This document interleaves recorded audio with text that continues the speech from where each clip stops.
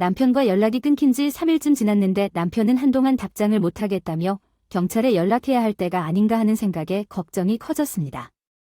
내 부하 중 하나인 당신의 남편이 사고로 세상을 떠났습니다. 왜 그녀가 저에게 전화했는지 알 수 없었지만 그 생각은 지금 당장 처리가 불가능했습니다.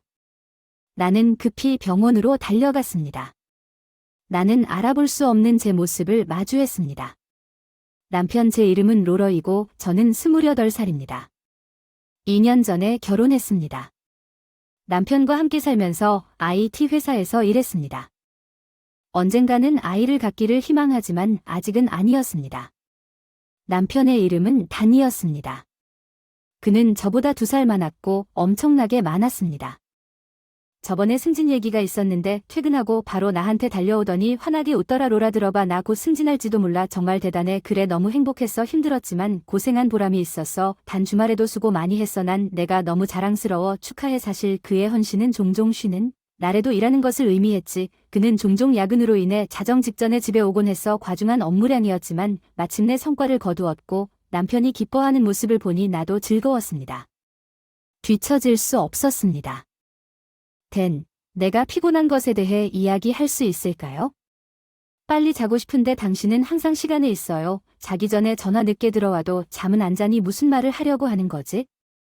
내가 여가 시간을 어떻게 보내는지는 알겠는데 너 정말 일하느라 바쁜 걸까? 잠시 표정이 굳어져 한순간도 놓치지 않고 비트 더 눌렀어요. 승진과 관련된 일이 많다는 건 이해. 하지만 주말 근무가 너무 많은 건 아닌가요? 회사에도 나쁘지 않네요. 어쩔 수 없군요. 이 모든 초과 근무를 하고 싶지는 않습니다. 그리고 주말 근무인데 내 일을 너무 이해하지 못하는 거 아닌가로라는 내가 피곤해서 집에 돌아올 때 방해하지 않는다 되는 것이를 떠난 이후로 내 안의 소라는 멈추지 않았다. 차로 갔는데 퇴근길에 사고가 났어요. 다른 차가 뒤쳐져 구급차를 타고 병원으로 갔어요. 안전을 위해 온몸에 멍이 들었어요. 여러 검사를 받았는데 검사를 받아야 한다는 말을 들었어요. 가라 입을 옷을 가져오라고 며칠간 병원에 입원해야 했어요. 남편에게 전화했는데 몇 번이나 전화를 걸어도 전화도 받지 않았고 제가 보낸 메시지에도 답장도 없었어요. 퇴근 시간인데 왜 지금까지 응답이 없더니 야근 중에도 메시지를 주고받을 수 있었는지 몇 분 간격으로 계속 전화를 했고 1시간이 지나서야 겨우 응답을 했더니 내 상황을 설명하기 시작했다. 한숨 끈질기게 굴고 있는데 전화를 안 받으면 야근을 하고 있다는 걸 모르시겠어요? 미안하지만 지금은 그게 중요한 게 아니잖아요. 무슨 말이에요? 집에 가는 길에 사고를 당했는데 병원에 입원해야 하는데 온몸이 아프다고 하는데 생명의 위험은 없다고. 사고 무슨 번거로움을 불러일으켰는지 예상치 못한 반응에 말문이 막혔다. 어안이 벙벙해서 내 상실감을 무시하고 무자비하게 계속 나 일이 바빠서 지금 당신이 나가서 사고를 당하는 것은 내가 자동차 수리비를 지불하지 않는다는 것을 알기 위해서입니다. 이해하지만 갈아입을 옷을 가져오셔야 하는데 왜 그렇게 해야 합니까? 일하느라 피곤한데 이제 병원에 가야지. 너의 부주의는 일종의 벌칙 게임 부주의야. 왜 나한테 그런 식으로 말을 하는 거지?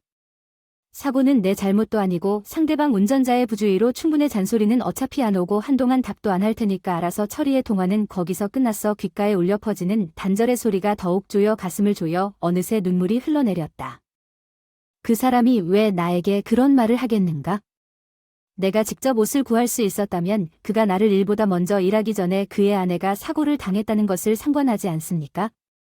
부모님이 너무 멀리 떨어져 있어 도움을 청할 수 없었을 것입니다. 남편에게 몇 번의 메시지를 보낸 후 남편은 내 물건을 가져오지 않았습니다.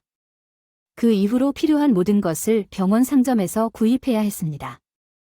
그에게 몇 번 연락을 시도했지만 그는 응답하지 않겠다고 했지만 3일이 지나도록 응답이 없었습니다. 잠시 동안 나는 그가 나에게 전혀 연락하지 않는 것이 이상하다는 것을 걱정하기 시작했습니다. 그 사람도 사고를 당했을 수 있습니까? 그런 두려움이 내 마음속에 스쳐 지나갔습니다. 그 순간 병실 문을 두드리는 소리가 들렸습니다. 나는 대답하고 세러가 동료인 것을 보았습니다. 저를 찾아온 분과 친했는데 사라 보러 오셨나요? 감사합니다. 잠시 쉬는 줄 알고 연락을 해보니 사고가 났네요. 너무 놀랐어요. 그냥 멍과 골절이에요. 별것 아닌데 그래도 꽤 심각한데 괜찮아 보여서 다행이야. 우리는 면회 시간이 가까워지자 사소한 일로 한동안 수다를 떨고 웃었다. 사라는 떠나기 위해 짐을 꾸리기 시작했다가 멈춰서서 뭔가 말하고 싶은 것을 느끼며 당황한 표정을 지었다. 머뭇거리며 사라에게 무슨 문제가 있는지 물었습니다. 미안 로라, 지금이 이 말을 할 때가 아닌 건 알지만 무언가를 봤습니다. 무엇을 보셨나요? 남편 댄이 낸시와 함께 걷고 있는 것을 봤습니다. 3일 전 언제 이런 일이 일어났습니까? 낸시가 언급한 바 있습니다. 세런은 신입사원이었을 때 우리 회사의 후배였습니다. 나는 그녀의 멘토였습니다. 몇 년이 지난 후에도 우리는 일주일에 한 번 함께 점심을 먹을 만큼 가까워졌습니다. 낸시와 남편이 결혼식에서 마지막으로 만났을 때 왜 그녀가 단과 함께 있었겠습니까? 그때 무슨 일이 일어났을 수도 있지만 불가능했을 수도 있었을 수도 있고 믿을 수 없었음에도 불구하고 최악의 시나리오가 내 마음속에 구체화되기 시작했을 수도 있었을 텐데 사라는 그날 이후로 3일 전에 휴대용 가방을 든 댄과 낸시를 보았다고 합니다. 낸시 잠정 퇴근한 댄의 사무실에 전화했더니 그도 3일 전부터 휴가를 요청했다는 의혹이 확인됐다. 그 순간 나의 의심은 내가 사랑했던 남편과 내가 보살펴준 후배가 나를 배신했다는 확신으로 바뀌었다. 아마도 댄의 초과 근무수와 주말 근무는 그녀를 만나기 위해 은폐되었을 수도 있습니다. 그의 이상한 행동을 기억할 때마다 이전에도 연루되었을 수도 있습니다. 그래서 그는 너무 냉정해졌습니다. 무의식적으로 나를 세게 때렸습니다. 남편에게 전화를 걸었습니다. 어차피 집에 돌아오지 않을 거라 생각하고 며칠 동안 그에게 연락을 많이 했어요. 아마도 몇 통의 전화만은 받지 않을 텐데 이 일로 그 사람이 도망가도록 놔둘 수가 없었어요. 짜증나네 뭘 원하냐 그렇게 끈질기게 한동안 답장 안 한다고 하지 않았어. 왜 와이프 전화엔 당연히 무슨 일이 있어서 받지 못하니 나는 매일 일하느라 바빠. 그 사람은 내일까지 휴가를 냈는데 무슨 일을 하고 있는 걸까. 아직 잡히지 않은 줄 알았는지 말을 더듬으면서도 여전히 나를 속일 수 있다고 생각하고 서둘러 변명을 시작했다. 무슨 소리를 하는 거야. 난 아무 휴가도 안 냈어. 아무 소용없어. 이미 사무실에 확인해 둔 척. 뭐 사실 난 그냥 쉬고 싶었어. 요 며칠 집에서 쉬고 있었어. 아 정말 낸시랑 그리고 기내 가방도 준비했어. 난 이미 다 알고 있어. 그냥 조용히 고백해. 난 평소에 하지 않는 말을 더 이상 숨길 수 없다는 걸 깨닫고 자신의 본색을 드러냈어. 아 그래서 알겠지. 나 지금 낸시랑 여행 중이야. 알다시피 날 괴롭히지 마세요. 이 못생긴 여자. 그래서 그건 사실이에요. 왜 낸시랑 왜 그 사람이 당신보다 더 젊고 귀엽다고 생각하는 걸까요? 그런 이유만으로도 충분해요. 여행이 즐겁습니다. 방해하지 마세요. 줄게요. 내가 돌아왔을 때 이혼했으니 긴장을 풀고 그는 마지막으로 전화를 끊었고 그 전화 통화 직후였습니다. 남편에 대한 사랑은 즉시 용서할 수 없는 증오로 변했고 그렇게 끔찍한 방식으로 배신당했습니다. 나는 그들을 괴롭히기로 결심했지만 내가 행동하기 전에 다른 방식으로 보복이 그들에게 다가왔습니다. 나는 다음날 퇴원할 예정이었고 변호사를 찾으려고 하는 동안 조금 움직일 수 있었습니다.